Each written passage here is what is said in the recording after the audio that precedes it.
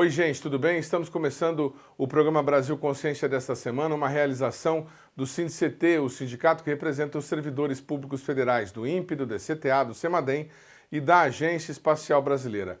E no programa de hoje a gente vai lembrar um momento de 5 anos atrás, quando foi anunciada a aquisição da Embraer por parte da norte-americana Boeing. O tempo é senhor da razão e nesse período o negócio foi desfeito e ficou provado que a Embraer, diferentemente do que diziam naquela época, tinha totais condições de sobreviver. A empresa é líder e alcançou em 2023 alguns dos seus melhores resultados da história, entregando nada mais nada menos do que 181 aeronaves. Para falar sobre isso, a gente conta mais uma vez com a experiência e o conhecimento do professor doutor da Unicamp, Marcos Barbieri, especialista em indústria aeronáutica, indústria aeroespacial e que já estudou o caso da Embraer por diversas vezes. Obrigado, professor Barbieri, por você ter atendido ao nosso convite mais uma vez. Eu queria que o senhor começasse essa nossa conversa falando um pouco do momento atual da Embraer. Os resultados de 2023 são muito consistentes. A Embraer Defesa já tem 50 pedidos firmes para o C-390 e a Embraer de Aviação Executiva, os jatos, vai muito bem, obrigado. O que o senhor pensa a respeito desse momento e a perspectiva lá atrás lançada para justificar o negócio de que a Embraer não poderia sobreviver no mercado? Boa tarde. Boa tarde, Edmond. Muito obrigado pelo convite mais uma vez aqui, uma oportunidade de estar junto com você, com a sua equipe e com todos aqui os ouvintes, né, desse belo programa que nós temos a oportunidade de ter, que é o Brasil Consciência. E fico contente por estar voltando também num momento agora muito mais otimista, né? Lembrando aqui do convite que você me fez, e exatamente da sua apresentação, né, relembrando do como nós estivemos na beira do abismo. Né? Nós já estávamos olhando para a beira do abismo. Né? E, felizmente, né, como dizem, desculpa ser irônico inicialmente, mas como dizem, o Papa é argentino, mas Deus é brasileiro, né? E conseguimos o nosso negócio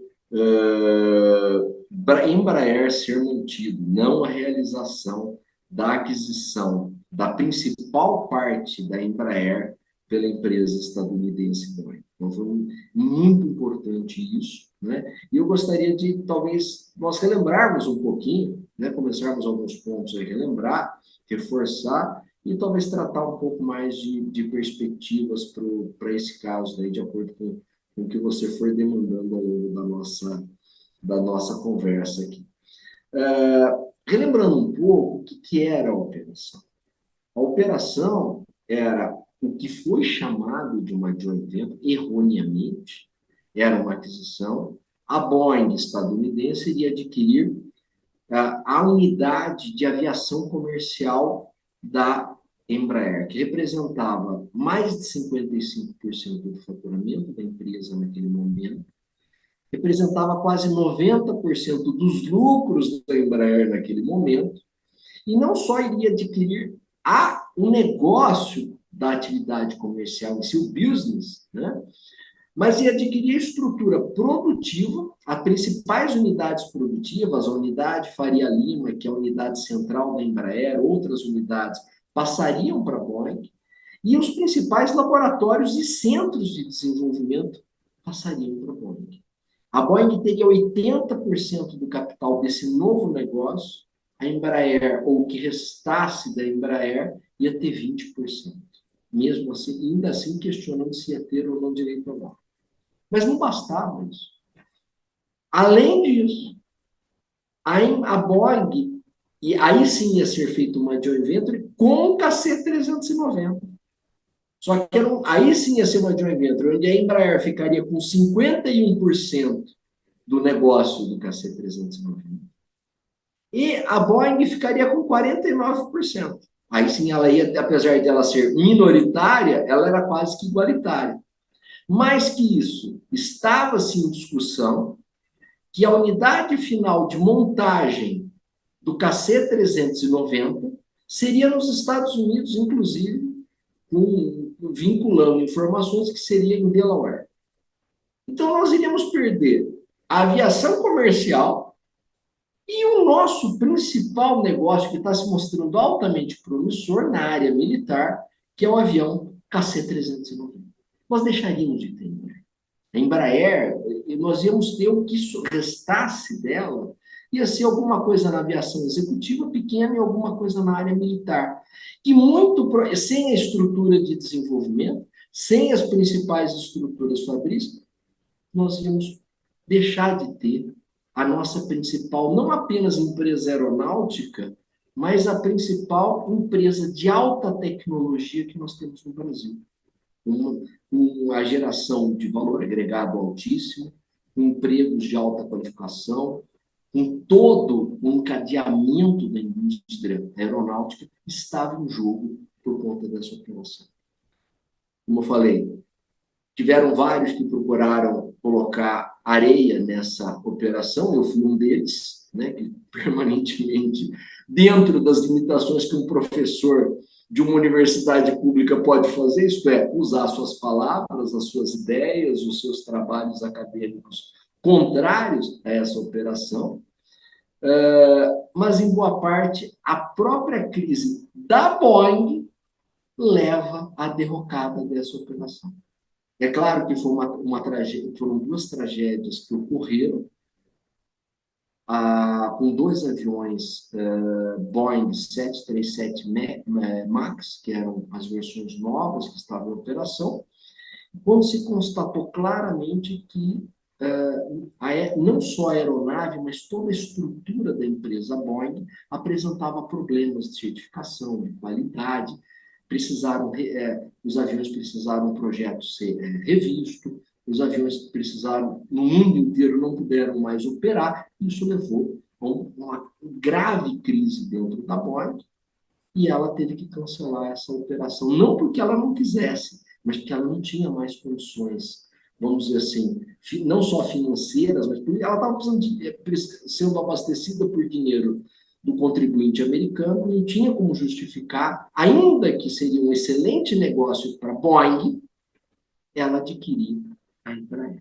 Então, podemos depois pensar um pouco, discutir por que a Boeing, que é um símbolo de aviação, o que aconteceu com a Boeing que levou essa derrocada? Acho que é importante nós também olharmos o que aconteceu com aquela empresa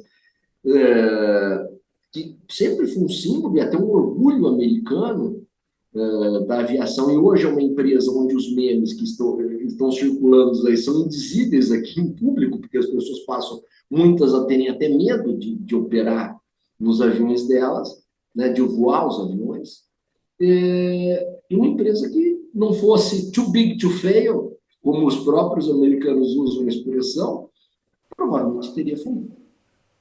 Enquanto isso, nós temos esse outro lado da Embraer. Podemos falar um pouco mais sobre a Embraer. Olha que coisa interessante. Em 2023, o lucro líquido da Embraer, o lucro líquido ajustado, foi de 167,1 milhões de reais no segundo trimestre de 2023, conforme divulgado no mês passado pela empresa, um crescimento de 34% em relação ao mesmo período de 2022. O lucro ajustado, que tira juros, impostos, depreciação e amortização, foi de 736,7 milhões entre julho e setembro, alta de 51,8%. Nós estamos falando só de uma fração dos resultados da Embraer no ano passado. Na história, 2023 foi o melhor ano da empresa, em todos os aspectos. É uma marca histórica de entregas. As entregas subiram 13% em 2023 comparado a 2022. E o backlog da empresa atingiu 3,1 bilhões, um aumento de 400 milhões de dólares na base anual. Eu falei 3,1 bilhões de dólares. Lembra que no começo do programa a gente estava mencionando o valor inicial de venda permanente da Embraer, da empresa toda, a estrutura física e tudo mais, era de 3,8 bilhões no começo e quando foi anunciado teve uma correção para 4,2. E o mais interessante, que no quarto trimestre a empresa entregou 75 jatos, 49 executivos e 30 leves, 19 médios, 25 aeronaves comerciais e um KC-390, que nós vamos falar daqui a pouquinho, que está bombando agora, inclusive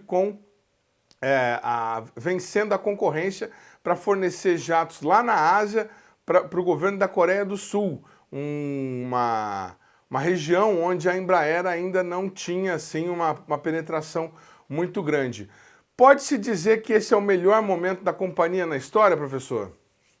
Eu acredito que sim. Eu acredito que, se não for o melhor, no sentido, quer dizer, o melhor em números, talvez um dos melhores anos da Embraer, na história da Embraer.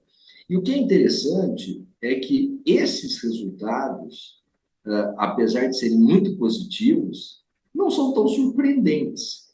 Porque quando nós tivemos nos anos de 2018, 2017, 2018, exatamente no período em que surgiu a negociação para a aquisição de grande parte da empresa pela Boeing, era um momento que ela estava fazendo lançamentos. Ela tinha feito, naquele momento, na área executiva, na área comercial, vamos começar pela área comercial, a nova família de aeronaves, que é a família E2.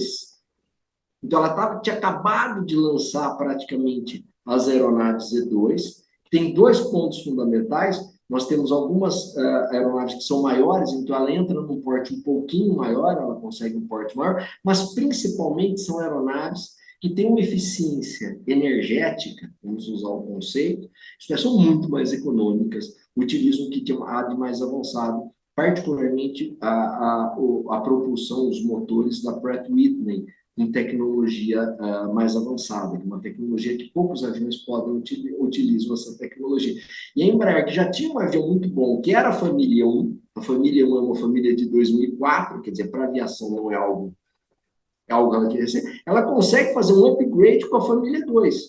Então, ela mantém basicamente a fuselagem, mas reestrutura totalmente asas, trem de pouso, turbina, aviônicos, lança uma nova versão de verdade da aeronave, com uma eficiência muito maior, com uma economia maior, e passa a ser aceita pelo mercado. Então, está tendo esse resultado na comercial. Na executiva, ela também tinha lançado alguns aviões da Fenner Praetor, né? Alguns novos aviões, os aviões Legacy estavam bem, o Legacy 300, por exemplo, é o mais vendido na sua categoria há anos e anos seguidos, está entrando nessa categoria, digamos, intermediária de jatos executivos, que é uma categoria muito importante, que tem um maior valor agregado.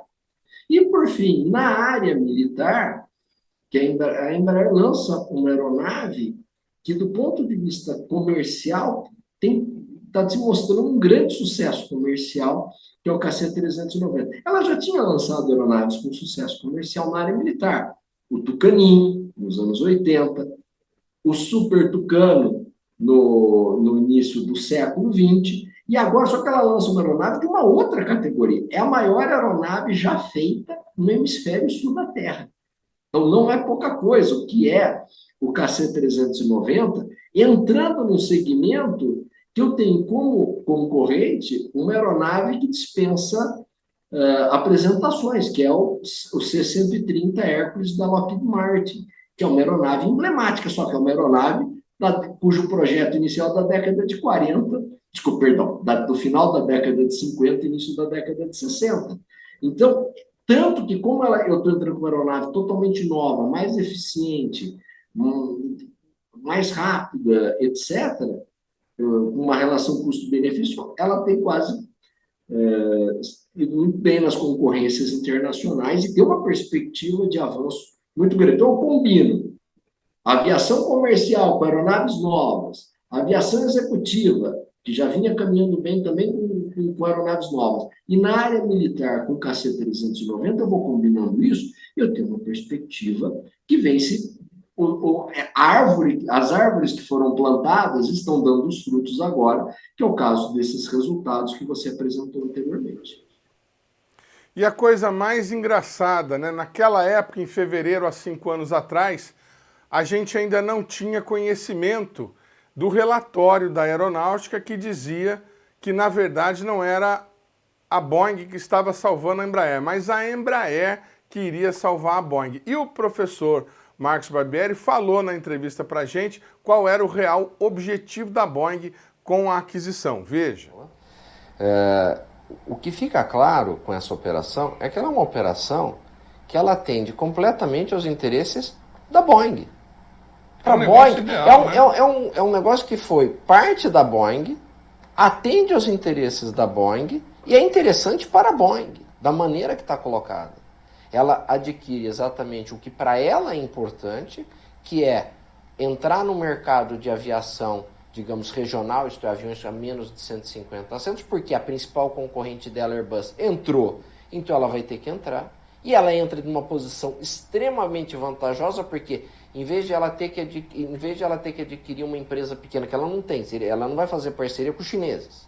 Além disso, a competência tecnológica dos chineses ou russos é baixa. Vai fazer parceria com a Mitsubishi japonesa? Não acredito. Eles estão tendo um problema seríssimo para literalmente decolar o avião deles, que está tendo problemas. Eles vêm e fazem o quê? Adquirem a empresa que é a líder do mercado, que tem uma família de aeronaves consolidada e que está lançando uma nova. E que tem um governo que está. E que está lançando uma nova. Então, eu estou adquirindo a principal empresa. Mais do que isso, o que é colocado não só por mim, mas por vários especialistas internacionais, inclusive, a área de engenharia da Embraer é reconhecida internacionalmente pela criatividade, capacidade de desenvolvimento. Enquanto a Boeing, apesar da competência, ninguém está questionando a competência tecnológica da Boeing, mas eles têm uma área de engenharia que tem apresentado significativas restrições, o envelhecimento é um envelhecimento da engenharia, até porque lá eu tenho uma economia com elevado dinamismo, outros setores de alta tecnologia que atraem os jovens recém-formados, por exemplo, para empresas como na própria cidade, se eu for imaginar, de Seattle, onde está a principal unidade da Boeing, é a cidade onde eu tenho a Microsoft e a Amazon na própria cidade. Quer dizer, os funcionários, a Boeing ela tem que competir para atrair os grandes talentos, nada menos do que com a Amazon ou com a Microsoft. Aqui no Brasil, não. A Embraer é a grande empresa nossa de alta tecnologia. Não só na região de São José, ou no estado de São Paulo, mas é a grande empresa brasileira de alta tecnologia. A única empresa brasileira que conseguiu uma inserção ativa no mercado internacional. Então, essa operação ela atende a interesses de quem? Da Boeing completamente. Aumenta a escala da Boeing, ela obtém uma capacidade, amplia e, digamos, dinamiza a sua capacidade de engenharia. O que eu tenho de interesse para a Embraer? O desmonte da empresa. Eu tenho um desmonte da empresa. A sua pergunta também eu coloco.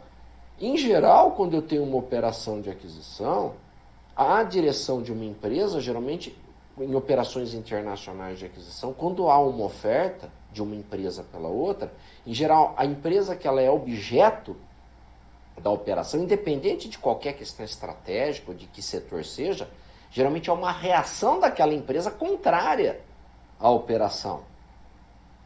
Algo que nós não vimos.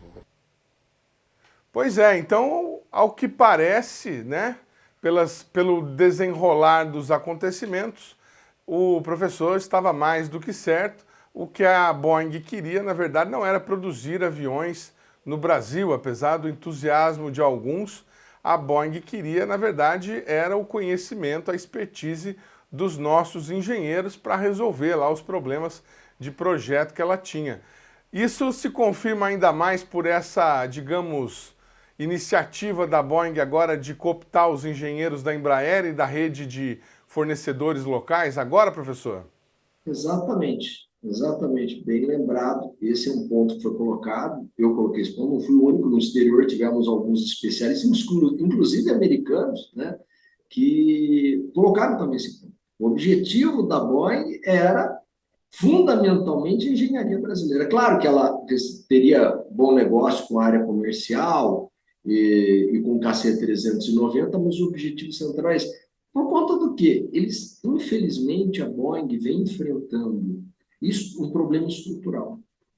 A Boeing é uma empresa que, como eu coloquei anteriormente, é uma empresa de engenharia, que foi símbolo, né? Falou, é o Boeing, olha, é um Boeing, quer dizer, virou símbolo né? de aviões a jatos. Foi a primeira empresa que coloca um avião a jato realmente eficiente. Não é o primeiro avião a jato, o primeiro foi a Comet, mas realmente eficiente foram o 707, e a partir dela domina o mercado da aviação comercial, a aviação comercial a jato. O que ocorre? O que ocorreu com a Boeing? A Boeing ela sofreu de um processo de financiarização. Aquela empresa de engenheiros estruturada em Seattle, muito bem organizada, que era um orgulho, ela passou por um processo de a fusão com uma outra empresa americana que é chamada McDonnell Douglas, que por sua vez já era uma operação financeira da antiga McDonnell com a Douglas Corporation. E a McDonnell Douglas, ela falou, vou trazer para a Boeing a minha competência financeira. E a Boeing tem a competência de engenharia. Só que ao contrário, o que, digamos, essa entre aspas, competência financeira, a busca pelos resultados financeiros a quaisquer custos, a partir do final dos anos 90, a operação foi em 96, 97, quando houve essa fusão, a partir daí houve uma priorização por parte da nova direção e controle da Boeing por resultados financeiros de curto prazo. Começaram a cortar custos, a cortar desenvolvimento, a não desenvolver novas aeronaves, e inclusive mudaram a sede da empresa, que era Seattle, que era... Vamos fazer aqui um paralelo, São José dos Campos, dos Estados Unidos, mudaram para Chicago, que é uma cidade, uma grande metrópole financeira que temos na região norte dos Estados Unidos. Então, ela foi uma empresa que foi se financiarizando, e isso foi corroendo a competência técnica dela.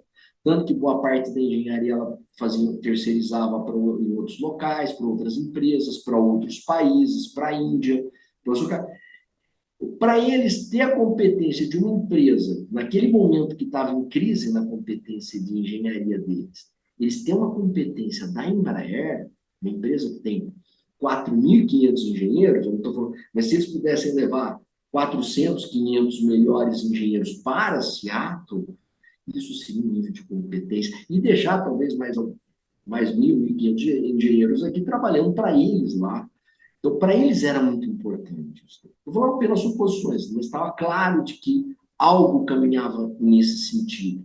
Então, essa competência dela, ela ainda está com problemas. Ela não resolveu a competência de engenharia. Tanto que nós estamos vendo, que eu acabei de falar, memes até, desculpa usar a expressão, que estão aparecendo no público, as notícias que estão ocorrendo de aviões que perdem parte da fuselagem, perdem... e eles não estão lançando. Quer dizer, qual que é o substituto do Boeing 737? Qual que é já que esse avião está com problema, que avião que eles vão colocar no lugar? A Airbus tem a família 320, e agora também a família 220 para operar na linha que a Embraer opera. A Embraer tem a E-Jet 2, a E2 agora. E são aeronaves fabricadas que eles estão com um modelo que, enquanto o E-Jet é do começo do século XX e o 320 da Airbus é dos anos 90, o 737 é uma aeronave dos anos 70. O projeto inicial dela. Então, eu gero problemas por conta da financiarização. Então, eles estão indo buscar. Não deu certo via aquisição, e obviamente eles não estão com o fôlego financeiro que eles estavam, porque eles estão numa situação financeira mais complicada, eles estão usando outra forma. Qual forma? Essa cooptação aí, que nós podemos discutir com mais detalhes. O programa Brasil Consciência vai para um rápido intervalo e a gente volta já já para continuar falando sobre esse assunto. Instante só, não saia daí.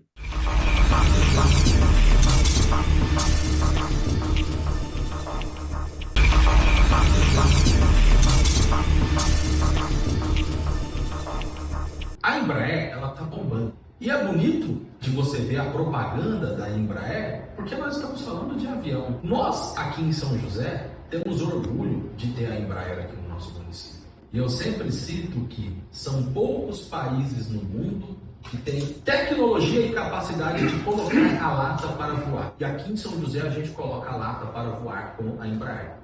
Agora, do mesmo jeito que é bonito falar isso, quando você olha a realidade do trabalhador da Embraer, que está há 7 anos sem aumento real de salário e há 7 anos sem ter a convenção coletiva assinada, o que é a convenção coletiva? A convenção coletiva é a garantia dos direitos dos trabalhadores, porque de 2017 para cá, com a reforma trabalhista, você tem que ter o acordo assinado todos os anos. E toda a nossa categoria tem convenção coletiva, menos os trabalhadores do setor aeronáutico, em especial os trabalhadores da Embraer.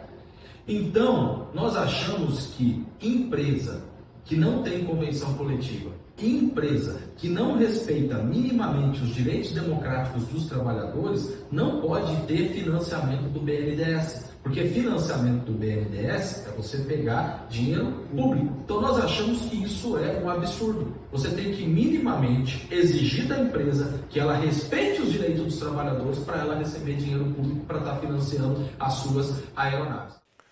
Muito bem, parece que o sindicato tem aí a posição dele com relação aos investimentos públicos que estão sendo feitos. Muito do resultado que nós acabamos de mencionar da empresa é oriundo também de pesados, importantes investimentos do governo brasileiro na empresa. O senhor avalia esses investimentos como, digamos, exagerados? O governo brasileiro erra na mão ao investir tanto na Embraer? Tem paralelo com o que acontece nos Estados Unidos com a Boeing, professor? Excelente pergunta, e a resposta é não. Os investimentos são necessários. O investimento público na área aeronáutica, a aeronáutica no mundo inteiro, a indústria aeronáutica, a indústria aeroespacial, se eu quiser colocar de maneira mais correta, ela é um resultado no mundo inteiro de uma combinação de investimentos públicos e de investimentos privados. Não, a necessidade dessas é uma simbiose entre o Estado e, vamos dizer assim, de maneira simplificada, o mercado. Talvez existe isso basicamente na economia capitalista, ela é simbiótica. Não existe um país com o Estado forte e mercado fraco, ou o Estado fraco e mercado forte que possa progredir. Mas na aeronáutica isso é emblemático. A indústria aeroespacial, isso é mais emblemático. Todos os países avançaram, quaisquer países, seja com empresas privadas, com empresas mistas, com empresas estatais, em que período da história seja, todos eles avançaram a partir dessa relação onde o Estado e o mercado trabalham juntos, desenvolvem de forma conjunta. Então, o que o Estado brasileiro tem feito juntamente com a Embraer é exatamente esse caminho conjunto. Então, há uma necessidade de suportar não só essa empresa, mas toda a indústria aeronáutica, que é um setor de altíssima tecnologia, é estratégico para a nação brasileira. Nós estamos desenvolvendo equipamentos estratégicos, é a empresa que mais exporta produtos de alto valor agregado. Então, as ações que o governo brasileiro faz, vamos dizer assim, estão dentro do padrão de concorrência. Qual que é o padrão de concorrência desse mercado? É esse. Se nós não fizermos isso, nós não temos. Se eu não tiver uma maneira de conseguir financiar as aeronaves brasileiras ao custo que eu financio as aeronaves estrangeiras, eu não vou conseguir mercado. Eu estou pegando só um ponto, que é o financiamento. Se eu não tiver capacidade de recursos públicos para auxiliar no desenvolvimento de aeronave, eu não vou também ter. Isso em qualquer lugar. Serve para o Brasil, serve para a França, serve para a China, serve para os Estados Unidos, para qualquer lugar. Esse é o padrão. Ou eu entro nesse padrão de concorrência, ou eu não entro, eu não consigo me manter dentro desse mercado. Agora, mais do que isso, esses investimentos têm se mostrado com resultados bastante positivos. Vejamos o exemplo do KC-390. Foi uma aeronave que, por ser militar, como em qualquer local do mundo, ela é financiada pelo Estado, pelas Forças Armadas. Em qualquer local do mundo é isso. E o governo investiu, que do ponto de vista 1,8 bilhão de dólares no desenvolvimento dessa aeronave, que nós falando aqui para o Brasil, para o nosso padrão, 1,8 bilhões de dólares é algo, uma cifra astronômica, mas para padrão de indústria aeronáutica mundial, isso é algo que está numa linha muito baixa. E nós estamos tendo o quê? Resultados, vendas, exportações, gerações de emprego, gerações de resultado, de uma aeronave que o projeto é da Força Aérea Brasileira, né? Por exemplo, no caso do KC-390. Então, nós temos essa ação conjunta entre Estado e mercado, não só necessária, mas tem se mostrado muito bem, com resultados muito positivos ao longo da história dos últimos 50 anos da Embraer, e se nós formos olhar da indústria aeronáutica brasileira, desde o final da década de 40, início da década de 50, tem se mostrado muito acertado. Quais outros países? O Japão não conseguiu nos alcançar na área de aviação comercial, desistiram do projeto MRJ. Rússia não se fala. A China, tá, com toda a competência, poder político industrial que a China tem, o esforço que eles estão fazendo para chegar perto do que a Embraer já é há um bom tempo. Os canadenses, Canadá, um país desenvolvido, né, extremamente vinculado, não conseguiu acompanhar. Então, nessa corrida, nós estamos mantendo uma posição de destaque. Você até citou Coreia. Os coreanos estão preocupados, porque estão desenvolvendo um avião parecido, vamos dizer assim, em algumas questões, com o KC-390, e a Força Aérea Coreana foi lá e comprou o KC-390. Então, eles estão muito preocupados se eles vão conseguir manter o projeto ou não. Possivelmente, talvez eles vão abandonar o projeto deles também. Pelo menos, não da indústria aeronáutica, mas o projeto de desenvolvimento da aeronave militar, que é similar ao KC. Então, nós estamos tendo resultados, nós temos que nos orgulhar do que é positivo da nossa indústria. Então, se temos outras áreas que nós estamos defasados, microeletrônica, química fina, inteligência artificial, redes de informática, que nós, infelizmente, estamos muito defasados tecnologicamente, nós temos que, pelo menos, manter aquilo que, começar mantendo, pelo menos, o que nós temos, um grau de avanço e de sucesso. Claro que não é o único, temos outros setores aqui que nós poderíamos discutir, mas talvez o mais emblemático, que é a indústria aeronáutica.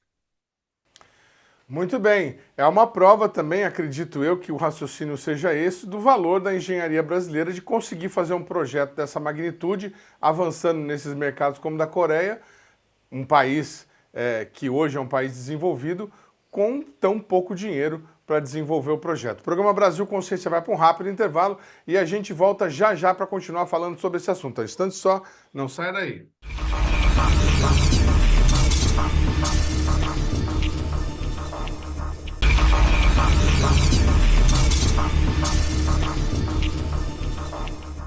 Estamos de volta e a gente continua falando aqui da questão da Embraer, 5 anos depois da fracassada aquisição por parte da Boeing. A empresa brasileira continua voando e voando muito bem, obrigado, com possibilidade de expansão no mercado asiático e agora até com a possibilidade de uma parceria com os suecos para a venda do seu maior produto, o KC-390, avião militar brasileiro que está aí fazendo sucesso. A gente continua aqui com o professor Marcos Barbieri, professor doutor lá da Unicamp, e nós estávamos falando no bloco anterior, começamos a falar sobre a questão da cooptação de engenheiros. A Boeing instalou em São José dos Campos um escritório de projetos e já cooptou aproximadamente 200 engenheiros brasileiros provindos da Embraer e de outras empresas que fazem parte aí da cadeia ou até mesmo de empresas que também são grandes, como a própria ACAE, que fica aqui no cluster aeroespacial. Há uma ação tramitando na justiça das associações de empresas, associações ligadas à Embraer, que tentam criar uma espécie de uma barreira de contratação de engenheiros empregados, que seria aí da ordem de 6% da mão de obra empregada. Num primeiro momento, tentou-se uma liminar, essa liminar foi negada, mas a ação continua tramitando na esfera estadual. Professor, como é que o senhor vê essa questão dessa busca agora da Boeing, que depois de tentar comprar a empresa e não conseguir, está fazendo o trabalho no varejo, né? Pegando um engenheiro por engenheiro, ao invés de tentar comprar tudo por atacado? essa questão é uma questão bastante atual, muito importante de nós discutirmos, que ela, se nós formos analisar, tem uma abrangência de diversas áreas. Isso é, de alguma maneira, nós podemos imaginar dentro de um conceito maior de fuga de cérebro. Só que aí não é nem fuga, nós temos uma situação, esse caso é muito mais grave, que é uma cooptação, né? É uma estratégia que nós podemos colocar do ponto de vista econômico, uma estratégia classificada como desleal, né? Isto é, o poder financeiro e o poder econômico da Boeing. A Boeing é uma empresa, uma das maiores empresas aeronáuticas do mundo, apesar das deficiências que ela tem, tanto na área de engenharia quanto na área financeira, mas é uma empresa de porte muito grande. E ela vem fazendo o quê? Contratações hostis de engenheiros brasileiros, isto é, hostis em relação às empresas. Qual o problema que eu tenho? O problema não é um problema apenas para a Embraer, é um problema principalmente, até diria, maior para as médias e pequenas empresas. A Embraer, claro que sofre com esse problema, isso é importante, porque a Boeing pode estar contratando, não só contratando engenheiros, mas contratando engenheiros em postos chaves, em projetos chaves. Isso é algo extremamente complicado, né, num setor industrial de alta tecnologia. Mas isso é ainda mais grave em empresas pequenas, onde eu tenho uma quantidade, pequenas e médias empresas, onde eu tenho uma quantidade pequena de engenheiros. Eu tenho uma empresa, por exemplo, com 10 ou 15 engenheiros. Se eu tiver uma contratação de 2 ou 3 engenheiros chaves dessa empresa, muitas vezes eu desmonto a equipe de engenharia dessa empresa. Então, isso deve ser evitado, deve ser regulado. Então, tanto a Associação das Indústrias de Materiais de Defesa e Segurança, a BID, como a Associação da Indústria Espacial Brasileira, a IAB, que propuseram essa ação contrária à Boeing, elas estão representando a indústria de material de defesa e a indústria aeroespacial numa proteção conjunta da indústria, o que é algo correto.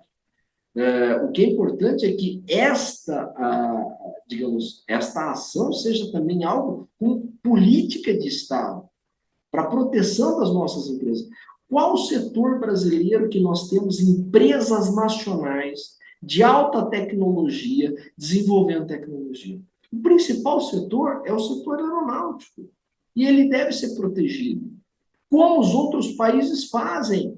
Os Estados Unidos, a Europa, a China, eles não deixam a contratação de engenheiros em setores chaves, por exemplo, na área de microeletrônica. Não só eu evito a perda de empresas, e aí sim eu defendo fundamentalmente a desnacionalização, a apropriação de empresas estratégicas, como eu também defendo, num nível, digamos, num degrau abaixo, a contratação de engenheiros, de funcionários e executivos em cargos estratégicos. Então, no caso brasileiro, os funcionários, os engenheiros do setor aeroespacial são estratégicos para o Brasil. Não são estratégicos apenas para a indústria aeronáutica ou para a Embraer, são estratégicos para o Brasil, para o nosso setor, como nós havíamos falado anteriormente. A Embraer, quanto ela vem superando, quanto ela vem se mantendo ao longo desses anos. Então, quando há uma ação dessa, com essa agressividade que existiu, com a Boeing instalando uma unidade e realizando contratações agressivas, o que nós precisamos ter? Regras claras, regras objetivas. Olha, empresas de um porte pequeno não posso contratar. Empresas de um porte médio, eu posso contratar um número pequeno de engenheiros. Empresas de um porte maior, eu posso até contratar alguns. Mas eu tenho que ter uma regra, uma proteção. Isso que ainda, o que a IAB e a BIND estão colocando são regras. Em vários setores, como nos Estados Unidos, não é regra, é proibição completa. Eles são muito mais rígidos do que nós estamos propondo, só que lá é por lei. E aqui ainda é uma ação colocada pelas pessoas muito bem colocada, para nós evitarmos. Mas nós temos uma fuga de cérebros, vários setores, nós temos uma capacidade de formar pessoas, engenheiros, químicos, físicos, economistas em diversas áreas. E eles são cooptados, porque eles não têm empregos aqui, nós temos poucas empresas brasileiras. genuinamente nacionais e que têm capacidade de absorver esses técnicos, setores públicos com capacidade de absorver. Então, existe uma preocupação que nós possamos... Agora, na hora que nós temos essa capacidade de absorver, que é o setor aeronáutico, nós temos que, pelo menos, preservar o que nós temos. Eu coloco que, no caso da Embraer, o que nós conversamos há 5 anos atrás, e agora, mais especificamente no caso dos engenheiros, o que nós estamos fazendo é preservar as nossas conquistas. Não adianta nós só pensarmos no futuro. Claro, o futuro é fundamental para nós, mas o Brasil também tem que tomar cuidado, porque se nós formos verificar a história do capitalismo brasileiro, é uma história de perdas em vários setores, em várias áreas tecnológicas. O que o Brasil conseguiu avançar em diversos setores, em diversas áreas, em diversas empresas, e que nós fomos perdendo ao longo do tempo. Se nós tivéssemos pelo menos mantido os setores que nós já tivéssemos conquistado e conseguíssemos avançar neles, com certeza o Brasil estaria numa situação muito melhor do que nós estamos hoje na estrutura produtiva mundial.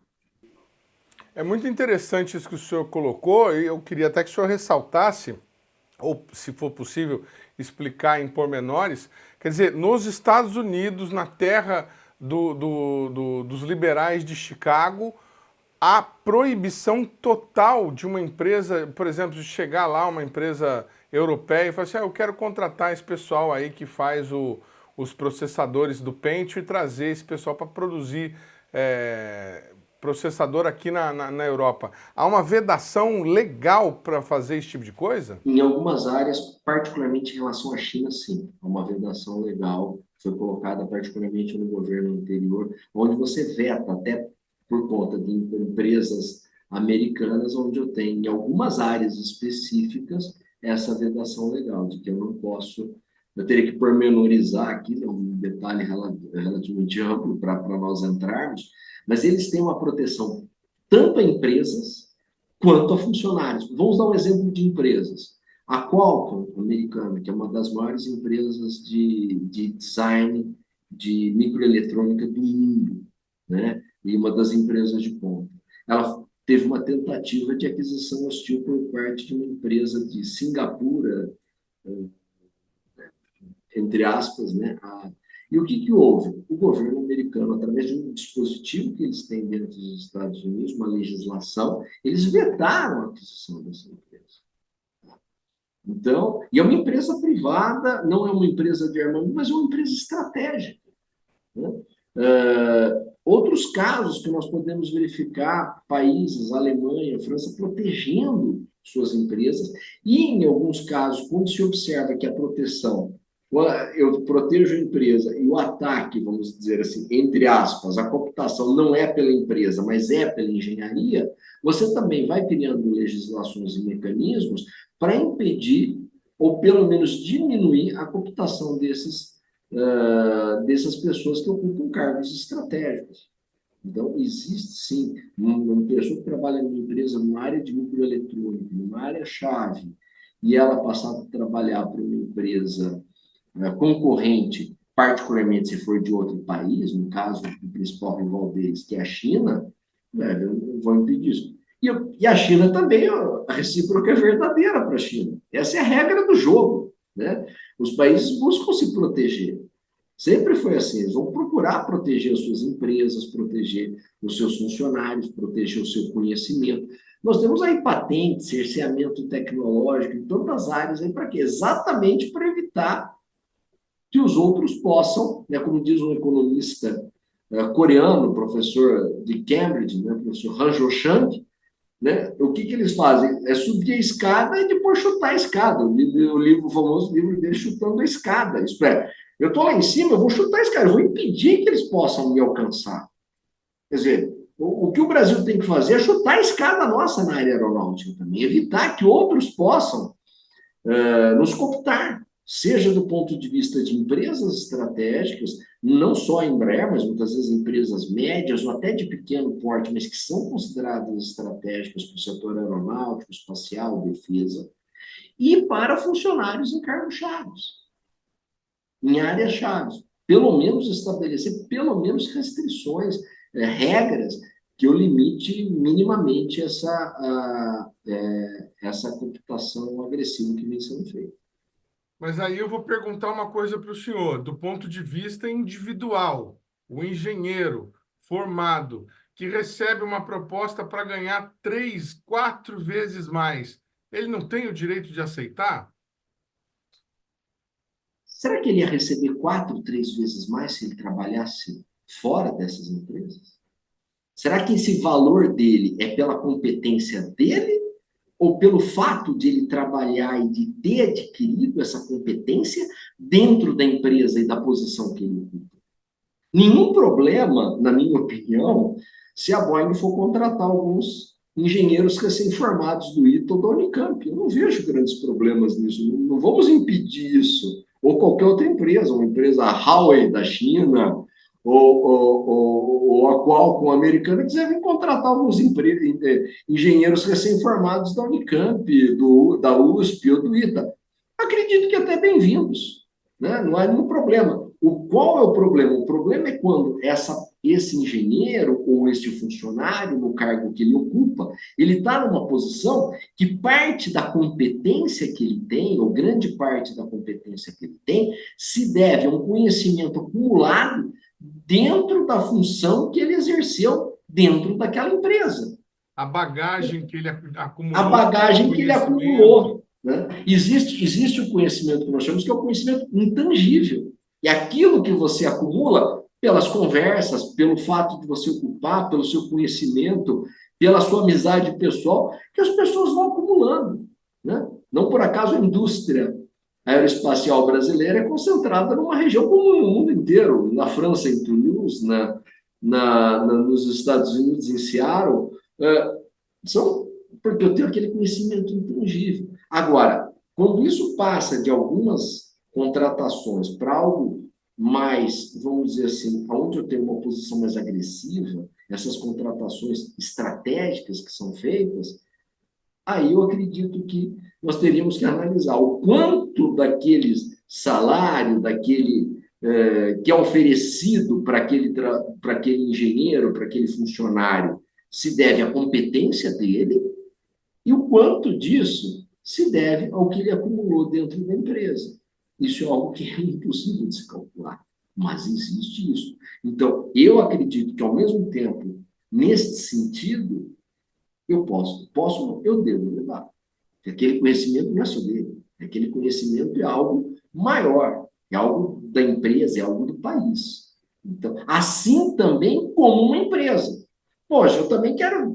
Eu tenho uma empresa X e eu recebi uma oferta excelente pela minha empresa. Espera um pouco, mas a sua empresa é estratégica. A sua empresa cresceu, se desenvolveu por um suporte do Estado, por um suporte do governo, por uma área estratégica. Quer dizer, eu não posso usar regras permanentemente do capital, permanentemente de mercado, sem que eu tenha o Estado do outro lado fazendo essa regulação. E isso foi boa parte do que aconteceu com o Ocidente. Esse avanço da China se deve a ela utilizar as regras do mercado para avançar sobre o próprio Ocidente. Agora o Ocidente está levantando as mãos. O que nós vamos fazer? Eu preciso equilibrar esse jogo. Não é só o mercado que eu falei. Mercado e Estado agindo conjuntamente. Entendi, quer dizer, eu não estou contratando um engenheiro porque ele é bom engenheiro, eu estou contratando um engenheiro porque ele é um bom engenheiro que sabe fazer KC-390, né?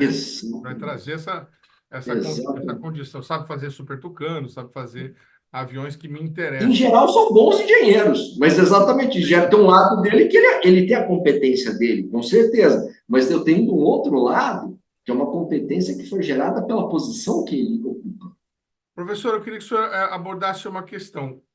Voltando lá a 2019, quando teve aquele processo todo de aquisição, a Boeing teve acesso a conhecimento a toda a engenharia, os projetos, tinha funcionário da Boeing dentro da Embraer, cuidando aí da separação das empresas. Isso não desequilibra o jogo agora que elas são concorrentes novamente no mercado? A Boeing não teve acesso a segredos demais e hoje tem vantagem por conta disso diante da Embraer? O que o senhor pensa a respeito dessa questão? Tem alguma corte internacional que possa multar a Boeing por isso?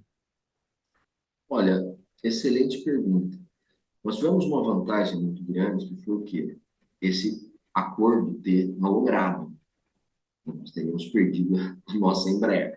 Mas mesmo ele tendo malogrado, o fato desse processo de aquisição de parte da Embraer, da principal parte da Embraer, durante quase 2 anos, os adquirentes, no caso a Boeing, ela teve acesso às informações estratégicas. Então, houve um acesso a uma quantidade de informações estratégicas, pessoas estratégicas dentro da empresa, e isso daí, com certeza, pode ser utilizado pela Boeing a qualquer, pode ser utilizado, são informações que ela tem, né? Existiu, no caso, quando houve o valor, a operação malogrou, isto é, falhou, a Embraer entrou, né, com a ação de reparação, né? A melhor reparação é essa operação não ter ocorrido, essa é a principal, já estamos no ganho. Mas, se além disso, nós conseguirmos na justiça, e esse é um processo longo, ela conseguir recuperar parte desse recurso, é algo que é mais do que merecido, mais do que justo, vamos dizer assim, para a empresa. Agora, essa operação não foi só isso. Nós tivemos, além do acesso às informações por parte da Boeing, o que houve nessa operação? A Embraer ela foi cindida em 2 empresas. Não tinha equipes unificadas que foram cindidas, projetos que iam ser lançados que não foram. Então, existiu todo um processo aí que atrasou. Mas o que nós estamos vendo é que, após essa operação, onde eu substituo a direção da empresa e ela assume realmente como direção da empresa, buscando fortalecer a empresa, buscando avançar, isso tem feito, como já apresentou anteriormente, mostrado ótimos resultados, né, para a Embraer. Então, a Embraer ela tem uma competência, ela conseguiu, apesar desses baques que nós tivemos, apesar desse interregno de 2 anos, vem mostrando muitos bons resultados, né? Ao contrário do que nós vemos em relação à sua adquirente, a tentativa de ser um adquirente, no caso agora. Nós ouvimos também o presidente da AEITA, Associação dos Engenheiros Formados no ITA, que é a grande fornecedora aí de mão de obra especializada para a Embraer, sobre esse assunto. Vamos ver o que ele pensa a respeito.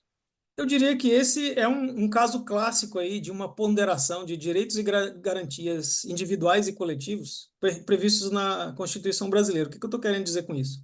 Por um lado, aí você tem uns direitos e garantias coletivos, que é, por exemplo, da defesa nacional.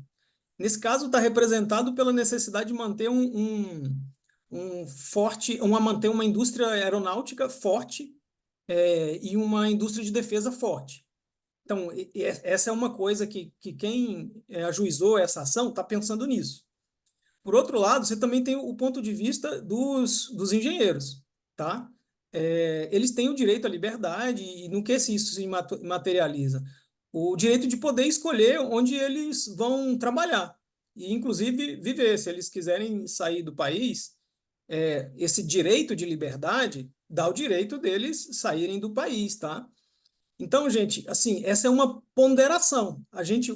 O judiciário, ele vai ter que escolher em que lado dessa balança ele vai priorizar. Se ele vai priorizar fortalecer a nossa indústria de defesa ou se ele vai priorizar os direitos individuais ali dos engenheiros. Essa é uma decisão que eu diria, ela é um pouco de uma análise um pouco difícil, porque envolve analisar o caso concreto em questão, envolve analisar as provas que foram produzidas no processo. E eu dei uma pesquisada, esse processo encontra-se ainda numa fase de coleta de provas. Acho que o TRF-3 pediu para as partes produzirem as provas. Então, assim, antes de eu ter acesso a essas provas, eu acho difícil eu poder escolher qual desses dois lados da balança a EITA priorizaria, né? Deveria lutar para que fosse priorizado, porque não é a gente quem decide. E lembrando que a EITA representa ali, eu diria, os interesses das duas partes, né? A gente tenta apoiar o ITA, tenta apoiar a indústria tecnológica e a gente tenta apoiar os nossos engenheiros também. Então, assim, seria com uma dor no coração que a gente ponderaria um lado em detrimento do outro, entendeu? Sobre o ponto de vista, o senhor colocou bem a questão dos interesses pessoais e tal, mas sobre o ponto de vista do interesse nacional, do desenvolvimento tecnológico nacional e da soberania nacional, isso não está um pouco desequilibrado, na opinião do senhor? Então, muita gente não sabe que a compra da Embraer, o processo de compra, era para compra da parte civil, né, da parte privada, porque o setor da Embraer que desenvolve aeronaves militares, esse setor não seria vendido. E é ali que, gente, a aeronáutica não é, eu diria assim, inocente a ponto de não ver um concorrente estrangeiro chegando aqui querendo comprar a sua indústria de defesa. Então, assim, isso nunca esteve à venda, tá? A nossa indústria de defesa faz parte da garantia da soberania nacional. Agora, a parte privada da Embraer, ela responde ao seu conselho, aos seus investidores, seus stakeholders. Então, gente, esse é um assunto complexo ali que ele até o CAD chegou a se envolver. O CAD é aquele Conselho de Administração do Desenvolvimento Econômico, né? E o CAD chegou a se posicionar sobre esse tema para avaliar se existia ali algum problema de concorrência predatória, enfim. Eu não cheguei a ter acesso ao parecer do CAD, eu não sei se ficou público, e eu não tenho acesso também ao desfecho dessa negociação. Eu lembro que ela estava no contexto da pandemia e que, naquele contexto de incerteza, a Boeing ela simplesmente cancelou, ela desistiu, não quis mais. Óbvio que essa história, esse storytelling aí faz bastante sentido a gente enxergar uma coisa como causadora da outra, mas para a gente se posicionar com certeza, eu avaliaria o contexto em que essas oportunidades de emprego elas foram oferecidas, exatamente para quais dessas pessoas foram oferecidas esses cargos, né? E aí, se houver realmente um indício mínimo que está sendo coletado provas, gente, aí a gente tem que tomar as nossas devidas ações, né? Eu sou a favor num caso positivo, a justiça realmente decidindo, e não sou eu quem decido, tá? Mas a justiça decidindo, eu sou realmente a favor da gente ir atrás de defender o nosso ganha-pão aqui, tá? Muito bem, estamos aí com as opiniões a respeito da cooptação e sobre o futuro, professor. O que o futuro reserva para essa empresa brasileira? Quais são as perspectivas agora com carro voador e esses projetos de aviões regionais a hélice que a Embraer volta a apresentar? É, o setor aeronáutico, né, como sabemos, é um setor muito dinâmico, principalmente nesse momento aqui de uma revolução tecnológica, de uma quarta revolução tecnológica por qual nós estamos passando. Avanços na inteligência artificial, big data, informações e avanços também na área energética, na mudança da matriz energética. Então, isso vai estar impactando em todos os setores industriais, entre eles o setor aeronáutico. Então, a necessidade, digamos assim, essa vitória e as conquistas que a Embraer teve são importantes, mas ela tem que continuar passando, né? Não existe uma maneira dela, né, digamos, deitar sobre os louros ganhos. Tem que buscar avançar. E é isso que, pelo menos, nós estamos procurando verificar em alguns setores, né? No setor de defesa, ela tem tido bons resultados com o KC, possivelmente vai depender de encomendas públicas para avançar em alguns outros setores. O setor de defesa é um setor que depende, obviamente, tem um comprador, que são o governo, as Forças Armadas, né? Vai depender para novos projetos de compras públicas, esperemos que possam avançar. No setor executivo, é um setor muitas vezes nem sempre tão atento, mas é um setor de grande importância, de grandes perspectivas, porque a Embraer ocupa o setor de aeronaves leves e o setor de aeronaves médias. O setor mais avançado, que são as aeronaves mais sofisticadas, de maior valor agregado, onde eu tenho 3 grandes concorrentes no mundo, a Embraer não atua ainda. E ela tem toda a competência para poder passar para esse segmento de maior valor agregado. Isso geraria não só desenvolvimento tecnológico, que são aeronaves altamente sofisticadas, mas também geraria muita renda. Então, nós temos sempre empresas aí que operam, basicamente a Dassault francesa, a Bombardier canadense e a Gulfstream estadunidense, que operam nesse setor. Então, a Embraer tem competência. Assim como ela conseguiu conquistar o mercado de jatos leves, e hoje ela está à frente da Cessna, que era a grande empresa, eu acredito que ela tem uma capacidade de conquistar em jatos executivos. Em aviação comercial, tem uma família nova de aeronaves avançando. Acima disso, aí ela tem competência técnica, mas acima disso eu vou ter que entrar numa briga frontal, né? Numa briga frontal com a Boeing, que já está enfraquecida, mas vão ter que frontalmente enfrentar a Airbus e possivelmente o chinês. Então, aí é uma briga.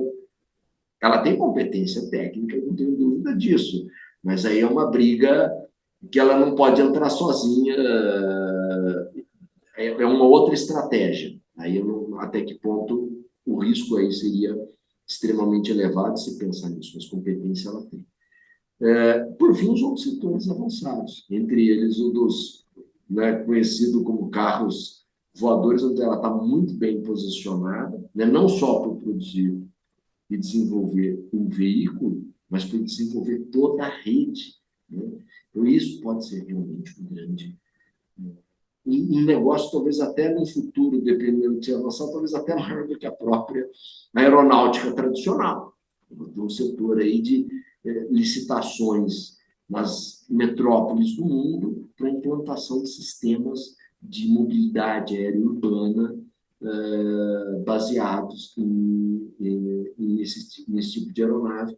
E a Embraer, com certeza, é uma das empresas que mais tem avançado nesse setor em âmbito mundial. Então, existem boas perspectivas, tem que avançar em novos materiais, avançar em eletrônica, avançar principalmente na eletrificação. Os aviões daqui a 30 anos não serão esses. Né? Provavelmente nós não vamos ter esse tipo.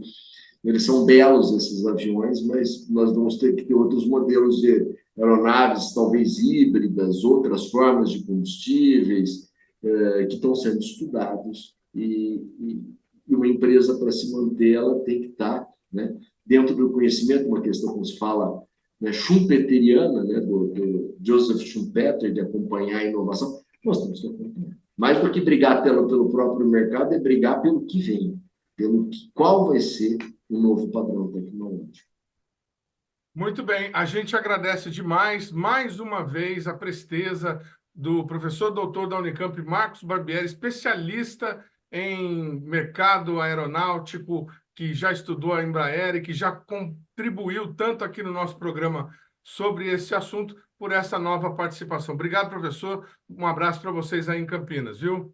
Eu que agradeço. Uma boa noite para vocês. Muito obrigado pelo convite. O programa Brasil Consciência de hoje vai ficando por aqui. A gente volta na semana que vem com mais uma atração inédita para vocês. Tchau, gente. Um abraço.